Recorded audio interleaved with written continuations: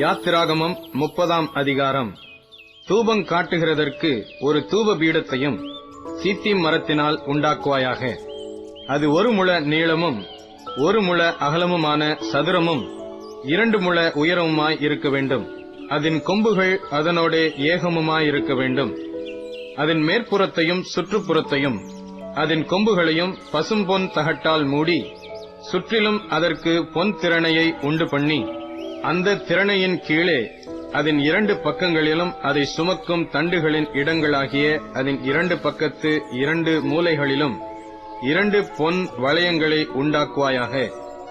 அந்த தண்டுகளையும் சீத்திம் மரத்தால் பண்ணி, அவைகளையும் பொன் தகட்டால் மூடக்கடவாய்.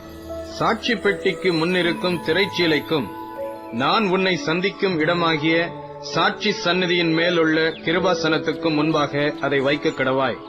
ஆரோன் காலைதோறும் அதன் மேல் சுகந்த தூபம் காட்ட வேண்டும்.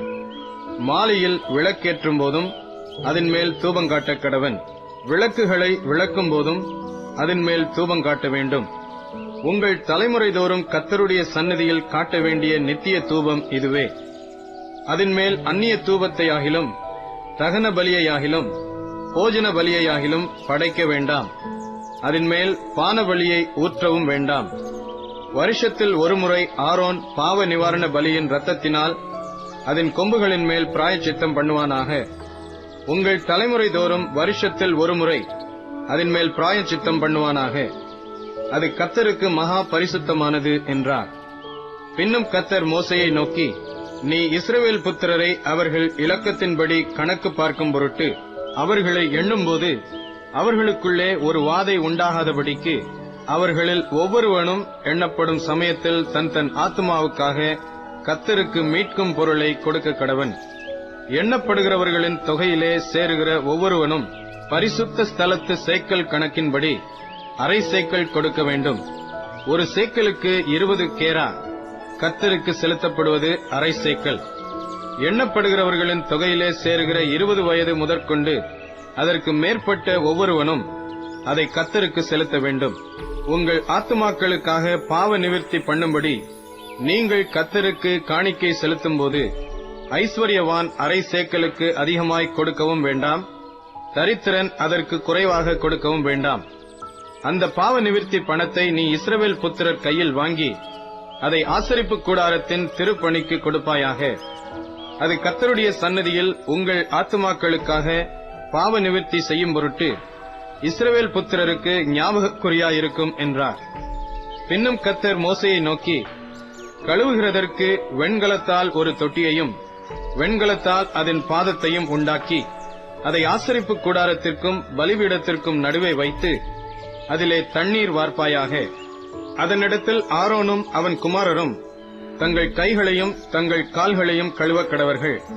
அவர்கள் ஆசரிப்பு கூடாரத்திற்குள் பிரவேசிக்கும் போதும் கர்த்தருக்கு தகனத்தை கொளுத்தவும் பலிபீடத்தினிடத்தில் ஆராதனை செய்யவும் சேரும் போதும் அவர்கள் சாகாதபடிக்கு தண்ணீரினால் தங்களை கழுவக் கடவர்கள். அவர்கள் சாகாதபடிக்கு தங்கள் கைகளையும் தங்கள் கால்களையும் கழுவக் கடவர்கள். இது தலைமுறை தோறும் அவனுக்கும் அவன் சந்ததியாருக்கும் நித்திய கட்டளையாயிருக்கும் என்றார்.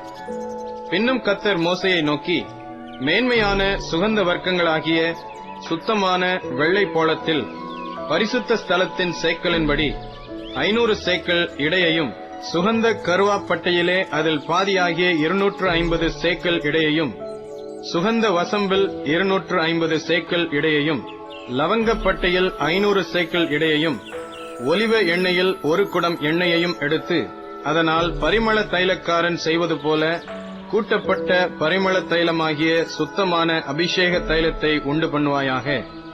அது பரிசுத்த அபிஷேக தைலமாய் இருக்க கடவது.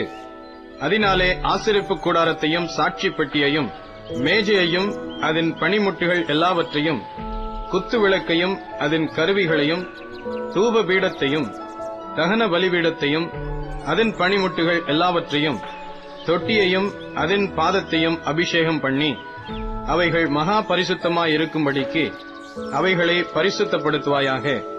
அவைகளை தொடுகிறதெல்லாம் பரிசுத்தமாயிருக்கும். ஆரோனும் அவன் குமாரரும் எனக்கு ஆசாரிய ஊழியம் செய்யும்படிக்கு நீ அவர்களை அபிஷேகம் பண்ணி அவர்களை பரிசுத்தப்படுத்துவாயாக. இஸ்ரவேல் புத்திரரோடே நீ பேசி சொல்ல வேண்டியதாவது, உங்கள் தலைமுறை தோறும் இது எனக்குரிய பரிசுத்த அபிஷேக தைலமாய் இருக்க வேண்டும். இது மனிதருடைய சரீரத்தின் மேல் வார்க்கப்படலாகாது. இது செய்யப்பட்ட முறையின்படி அவர்கள் வேறொரு தைலத்தை செய்யவும் கூடாது. இது பரிசுத்தமானது. இது உங்களுக்கு பரிசுத்தமாயிருப்பதாக. இந்த முறையின்படியே தைலம் கூட்டுகிறவனும் அதில் எடுத்து அந்நியன் மேல் வார்க்கிறவனும் தன் ஜனத்தில் இராதபடிக்கு அறுப்புண்டு போகக் கடவன் என்று சொல் என்றார். பின்னும் கர்த்தர் மோசேயை நோக்கி, சுத்த வெள்ளைப்போளமும் குங்குலியமும் அல்பான் பிசினுமாகிய கந்த வர்க்கங்களையும் சுத்தமான சாம்பிராணியையும் நீ சமநிறையாக எடுத்து தைலக்காரன் செய்கிறது போல அதற்கு பரிமளமேற்றி துப்புரவான பரிசுத்த தூப வர்க்கமாக்கி அதில் கொஞ்சம் எடுத்து பொடியாக இடித்து நான் உன்னை சந்திக்கும் ஆசரிப்பு கூடாரத்தில் இருக்கும் சாட்சி சந்நிதியில் வைப்பாயாக. அது உங்களுக்கு மகா பரிசுத்தமாயிருக்க கடவுது. இந்த தூப வர்க்கத்தை நீ செய்ய வேண்டிய முறையின்படி உங்களுக்காக செய்து கொள்ளலாகாது. இது கர்த்தருக்கென்று உனக்கு பரிசுத்தமாயிருப்பதாக. இதற்கு ஒப்பானதை முகர்கிறதற்காக செய்கிறவன் தன் ஜனத்தில் இராதபடி அறுப்புண்டு போகக் கடவன் என்றார்.